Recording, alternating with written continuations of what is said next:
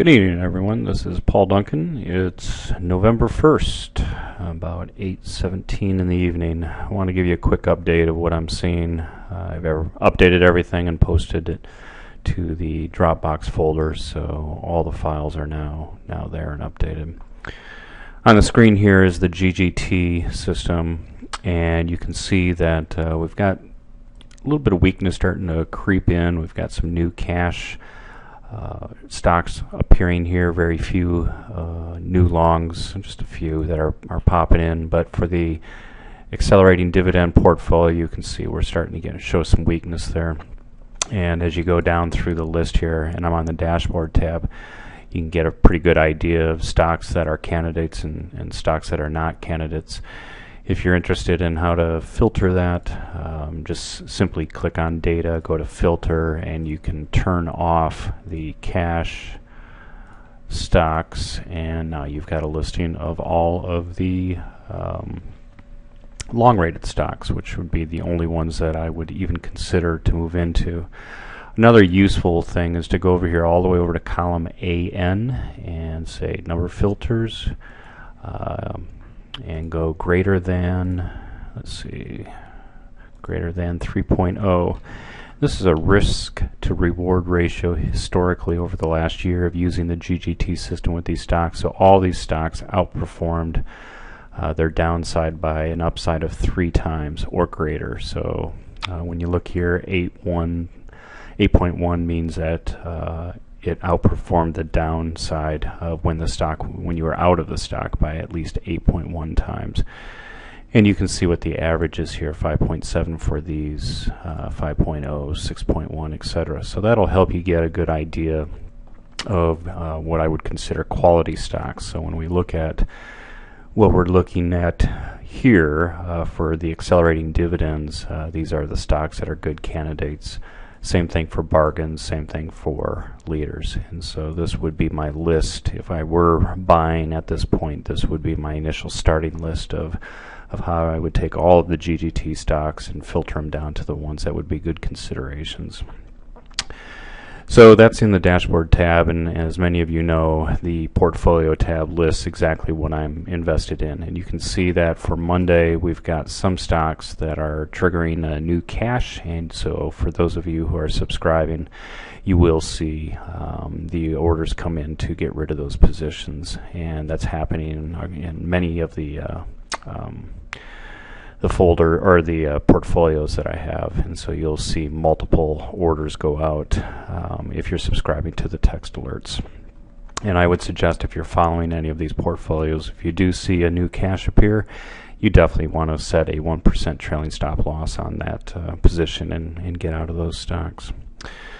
When we take a look at the overall markets, we're showing some weakness, and I've updated the blog, and you'll be able to read a little bit more here. But we're having a decrease over here, which means the long cash ratio. We've got more cash stocks appearing. We've got the shorter term moving averages, 2-day, 3-day, 5-day, that are starting to show more and more red, and that's not good compared to this. And so what we're basically looking at here is we're looking at a slowing, and that slowing is really manifested itself here. You can see that there's a lot more red over here, which indicates negative slopes and negative slopes of slopes. So this is the acceleration over here, this is the velocity, and acceleration is starting to go negative, which means things are slowing down. It's kind of like a ball that you throw up in the air. The minute it leaves your hand, it actually starts going slower and slower, and so it's going to finally reach its apex and then start coming back down, and that's basically what's telling you that is happening over here. On a positive note, I posted this in the blog. We actually crossed the 0 line here, and this is a long-term signal that I have. You can see that it triggered to get us out of the markets on a long-term basis, raise cash way back in, let's see, when was that, 629, and now we're starting to get a signal back to come into the markets. This just fired on 1028. So I'm looking to move back into the markets. The problem is this chart. As many of you know, if you go over to the metrics page in the nightly stock folder, you'll get this chart.